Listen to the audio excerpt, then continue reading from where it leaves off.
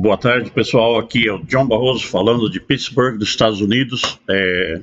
Esta é mais uma videoaula em menos de 10 minutos.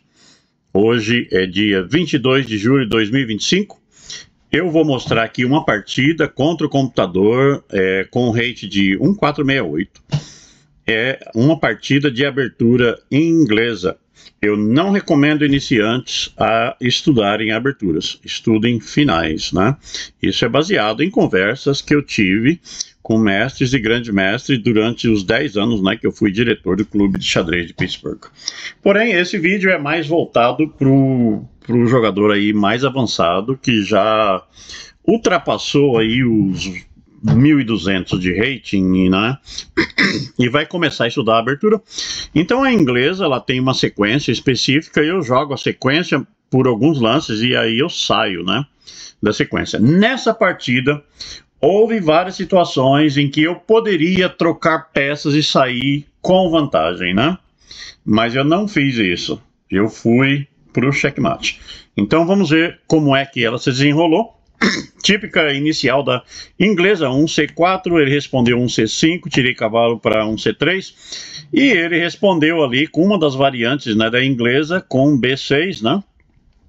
No futuro ele vai tirar o bispo dele, né? Então eu continuo na inglesa tradicional, terceiro lance de brancas, G3, né? Porque eu vou colocar o meu bispo ali. Ele tirou o cavalo. Se ele tivesse tirado o bispo, eu moveria no meu lance F3 e o bispo dele não ameaçaria nada, né? Lógico, aquela diagonal é a diagonal da minha torre, né? Então, eu fiz esse lance E3 porque é parte da inglesa, né? Então, até agora é pelo livro, né? O cavalo vai ali naquela casa depois, né? Ele respondeu também, né? Liberando o bispo dele, coloquei o cavalo. Ele tirou o bispo agora e eu tirei o meu bispo, né? Se ele mover o cavalo, eu posso capturar o bispo, né? Aí ele vem com um ataque do lado direito, né? Para H5. E eu faço o rock completo, né? Tô bem defendido, né? Ele agora ameaça aquele peão, o que a gente sempre perde esse peão, né? Então eu nem ligo para esse ataquinho nesse peão aí. Eu uso esse tempo para desenvolver minhas peças, né? Agora, eu fiz um lance que acabou defendendo o peão, mas porque eu queria liberar o meu bispo. Eu descobri aí, jogando contra o computador, que esse é um bom lance. Ele libera o seu bispo para atacar depois, né? Se você não fizer esse lance aí, né, de D3 no começo, enquanto você tem tempo, depois o seu bispo vai ficar travado aqui atrás, né? Ele vai ficar preso aí por esses dois peões do lado dele. Então vamos lá, ele veio com um ataque, né? E eu parei o ataque dele e eu não me importo que ele pegue o outro peão, né? Ele pegou, e agora eu peguei. E isso liberou a minha torre, né? Eu tô ali com uma torre aberta, né? Tirou o cavalo e eu fiz esse lance. Esse lance é crítico, né? E é parte do ataque que eu ponho contra o computador. Por quê? Agora o cavalo dele não tem para onde ir, né? O cavalo dele tem dois lugares para ir, né?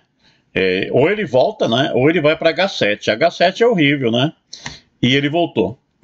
Então aí, ele já perdeu tempo, né? E eu aproveito então para ganhar espaço, desenvolver minhas peças. Agora ele colocou o bispo dele de volta. Note que o bispo veio e voltou, são dois lances. O cavalo veio e voltou. São 4 lances que ele perdeu, né?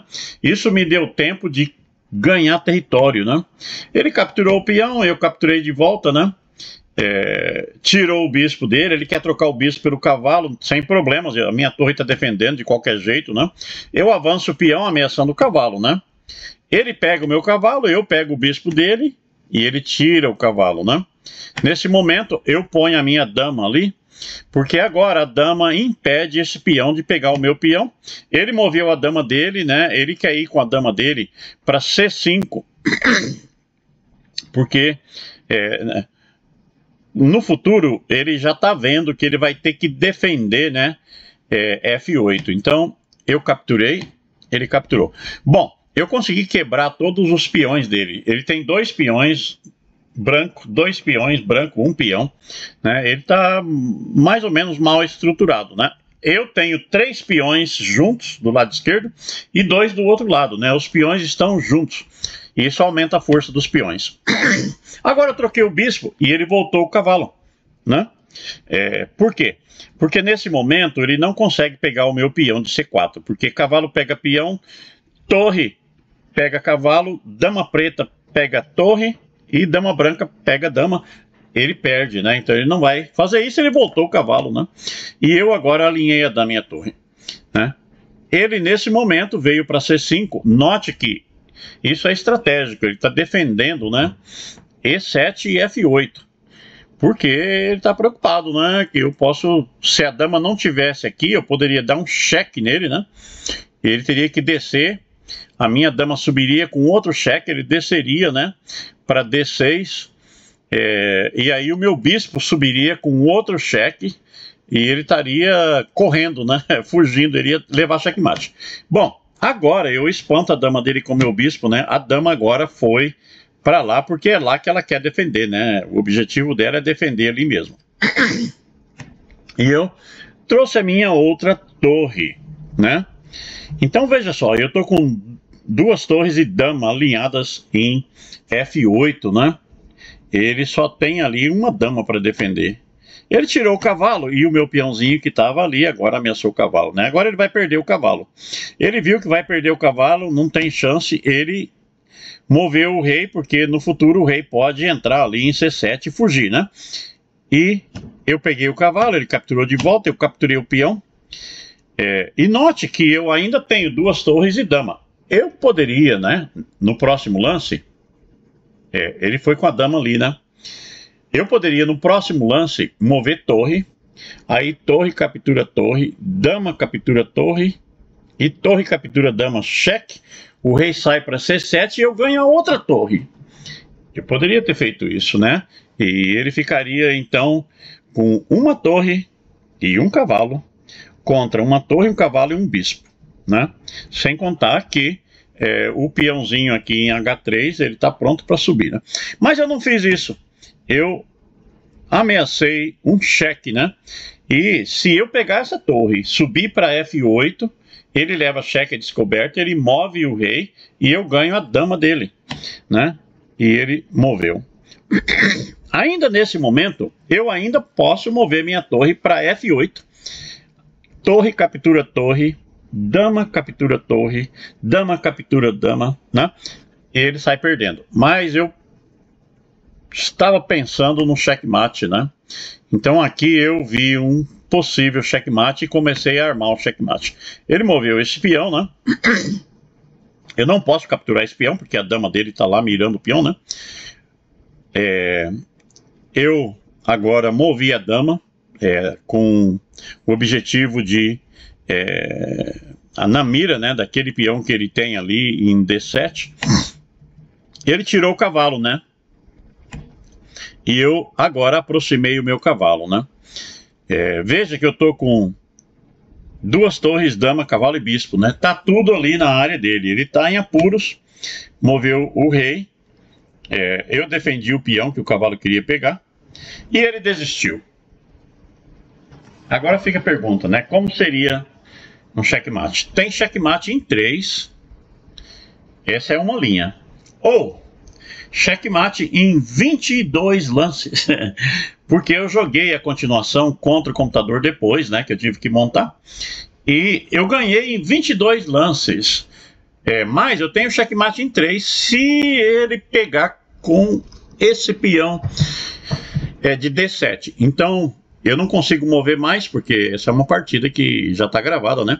Então o checkmate em 3 é o seguinte. Se você quiser tentar achar, você pode parar o vídeo e tentar achar, né? Mas o primeiro lance, torre branca, que está em F6, vai para E6, né? E agora, se ele capturar com o peão que ele tem em D7, é checkmate em 3.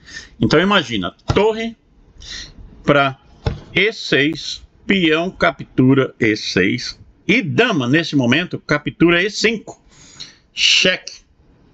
Bom, na diagonal escura, se o rei mover para C8, a dama sobe, né? Para C7, checkmate. Acabou. Então ele vai mover para B7. Então Quando eu dou cheque, ele vai para B7, dama em B7, cheque. E ele só tem uma opção, que é ir para A6, né? Ele está em A6, ele não pode voltar, né?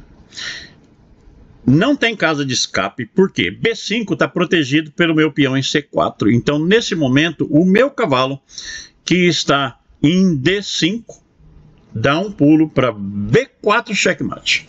Esse é o checkmate em 3 lances. Agora, se eu mover a torre, né, para E6 e ele capturar a minha torre com a dama, aí nós iremos jogar 22 outros lances e eu vou ganhar numa final de rei e um peão. Bom dia para vocês, até a próxima.